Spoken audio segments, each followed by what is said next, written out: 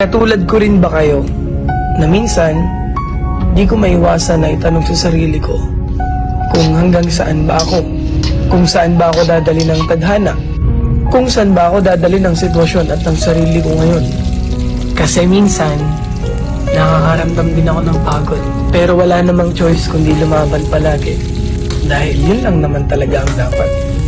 Kaya kung katulad lang din kita, lagi kang lumaban sa buhay. Lagi kang magsumikap na maabot lahat ng mga bagay na gusto mo. Hindi naman lahat ng gusto mong matupad ay isang pitik lang.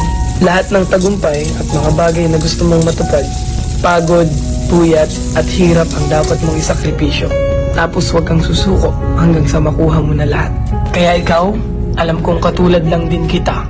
Lumalaban ng patas sa buhay, gumagawa ng paraan para maging maganda ang buhay. Nagsasakripisyo para sa magandang pamilya. Nagsasakripisyo para sa sarili at para sa pamilya.